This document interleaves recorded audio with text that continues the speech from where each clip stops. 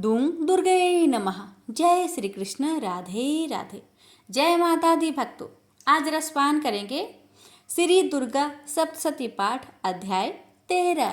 इस अध्याय में सुनिए राजा सूरथ और वैश्य को देवी का वरदान की कथा। महर्षि मेधा ने कहा, राजन, इस प्रकार देवी के उत्तम महात्म्य का वर्णन मैंने तुमको सुनाया। जगत को धारण करने वाली इस देवी का ऐसा ही प्रभाव है। वही देवी ज्ञान को देने वाली है और भगवान विष्णु की इस माया के प्रभाव से तुम और यह वैश्य तथा अन्य विवेकी जन मोहित होते हैं और भविष्य में मोहित होंगे।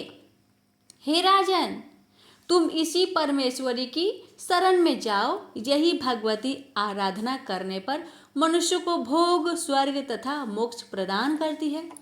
मार्कंडेय जी ने कहा, महर्षि मेधा की यह बात सुनकर राजा सूरथ ने उन उग्र व्रत वाले ऋषि को प्रणाम किया और राज्य के छीन जाने के कारण उनके मन में अत्यंत ग्लानि हुई और वह राजा तथा वैश्य तपस्या के लिए वन को चले गए और नदी के तट पर आसन लगाकर भगवती के दर्शन के लिए तपस्या करने लगे।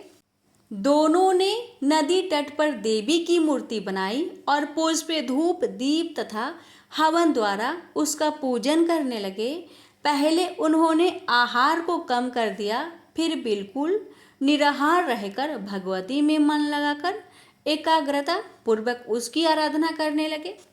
वह दोनों अपने शरीर के रक्त से देवी को बलि देते हुए 3 वर्ष तक लगातार भगवती की आराधना करते रहे। 3 वर्ष के पश्चात जगत का पालन करने वाले चंडिका ने उनको प्रत्यक्ष दर्शन देकर कहा। देवी बोली, हे राजन तथा अपने कुल को प्रसन्न करने वाले वैश्य, तुम जिस वर की इच्छा रखते हो वह मुझसे मांगो, वह मैं तुमको दूंगी, क्योंकि मैं तुम पर अत्यंत प्रसन्न हूँ। मार्कंडेय जी कहते हैं, यह सुन राजा ने अगले जन्म में नष्ट न होने वाला अखंड राज्य और इस जन्म में बलपूर्वक अपने शत्रुओं को नष्ट करने के लिए पश्चात अपना पुनः राज्य प्राप्त करने के लिए भगवती से वरदान मांगा। और वैश्य ने भी, जिसका चित्त संसार की ओर से विकृत हो चुका था, अतः भगवती से अपनी ममता तथा अहंकार रूप आसक्त हो नष्ट कर देने वाले ज्ञान को देने के लिए कहा। देवी ने कहा, राजन, तुम शीघ्र ही अपने शत्रुओं को मारकर पुनः अपना राज्य प्राप्त कर लोगे। तुम्हारा राज्य स्थिर रहने वाला होगा।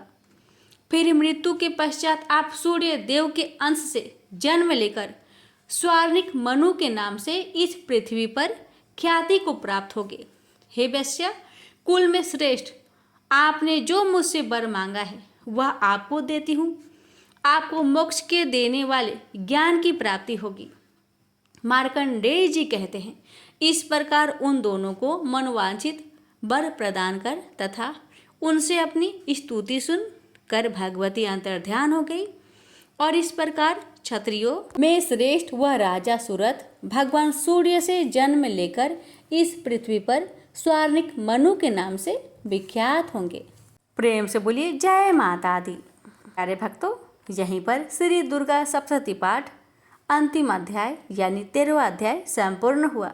माता रानी कथा कहने वाले, कथा सुनने वाले, हुकार भरने वाले सभी भक्तों पर अपनी कृपा सदा सर्वदा बनाए रखे। जय माता दी।